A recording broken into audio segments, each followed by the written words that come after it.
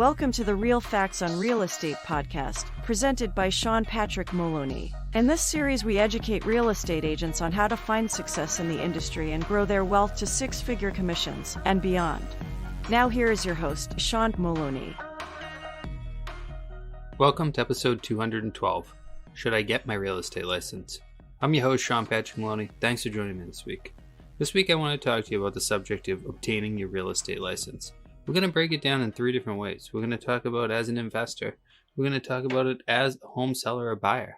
And we're also going to talk about it as a career professional or someone thinking about getting into the career of real estate.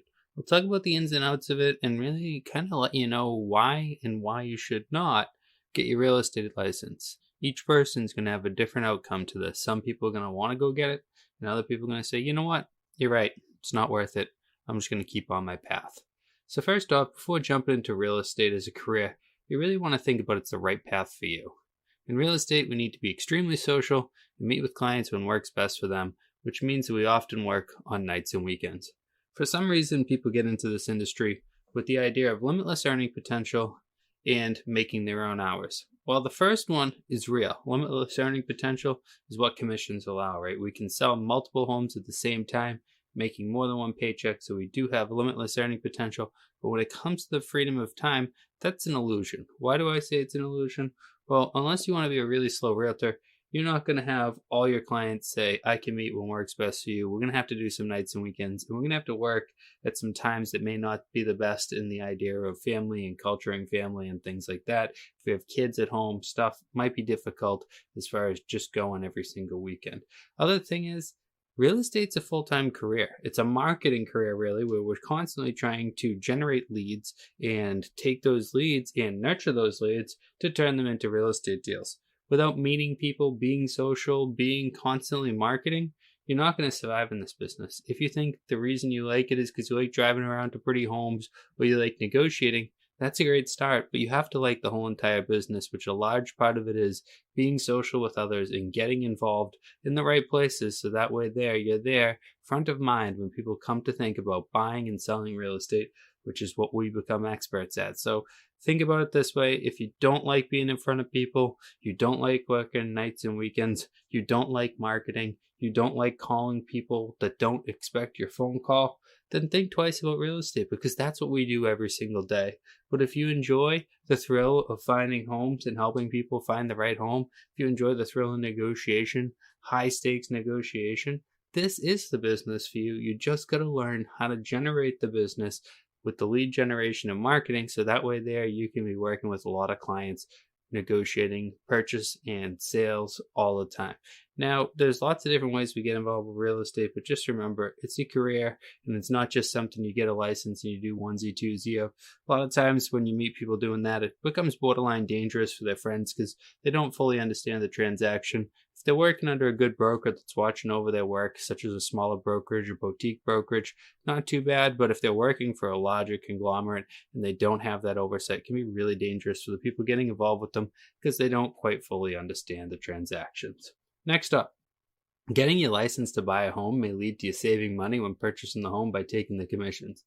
That said, there's a lot of work that goes through getting licensed and affiliating with a brokerage. So some people will get their license when they go to buy a piece of real estate. State of Massachusetts, we really only have a 40-hour course, and then the test, and then the affiliation with the brokerage. But that said, 40-hour course with probably at minimum 20 to 40 hours of studying is 80 hours already. Then you talk about driving to and from or taking the online test, printing the license, interviewing with brokers, and doing all that. You now have a multi-100-hour commitment. And depending on the person and how much they earn at work, it's something that we need to do a math problem on. Typically speaking, if you're making $100,000 a year, you're making about $50 an hour. So if you use 200 hours to obtain your license, do all the things you need to do, you saved yourself anything above and beyond $10,000, because 200 hours times $50 an hour, which you could have made by working instead of going and getting your license, means the license costs you about $10,000 to obtain in time and energy. Now, depending on the person and depending on how you look at it, it may or may not be worth getting that license to get you home.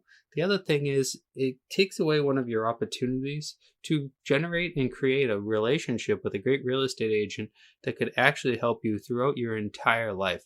Now, if you meet the right real estate professional, they're a fiduciary, they're a trusted advisor throughout your entire life, and every time you hit the need to purchase a home or sell a home, they're going to help you by selling it for the most money possible, negotiating the best terms possible. So I would say getting your license just to buy a home in the long term may lead to some losses that are really truly immeasurable and hard to understand because you can't see what never happened, but it does stop certain things from happening.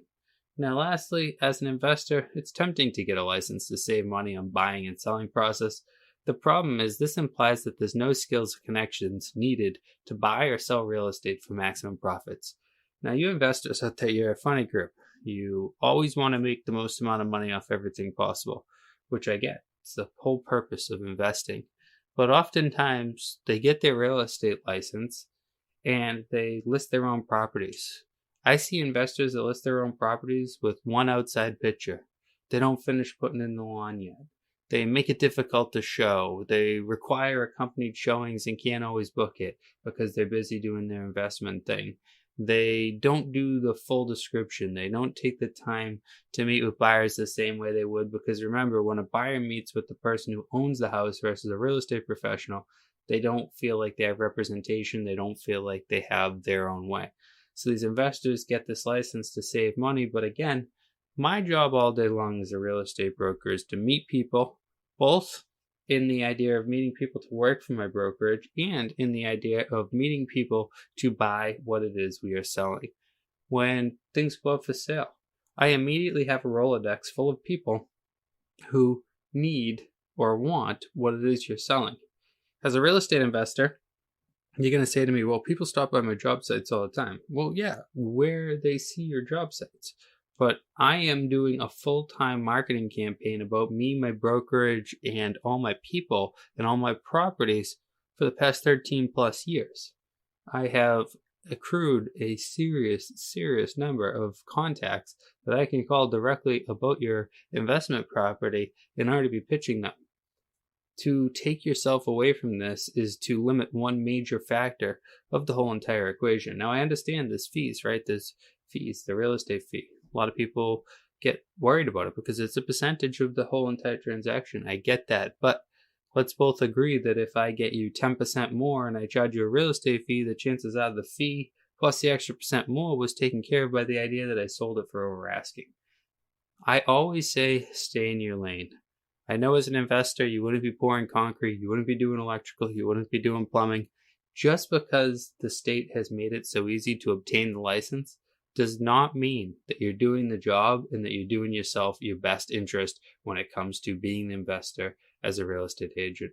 Now, you home buyers and sellers and you investors looking to get your licenses, I'm not telling you not to. You know you best. But I'm saying measure the pros and cons and understand if you're just spending more time and energy into something that an industry already exists for that is going to help you out greatly and maximize your profits. Thank you guys so much for listening today. If you do get your license and you're looking for somewhere to hang it, please reach out to us over here at Momentum Realty. We're always hiring new and existing real estate agents to grow our team. Thank you again and have a great week.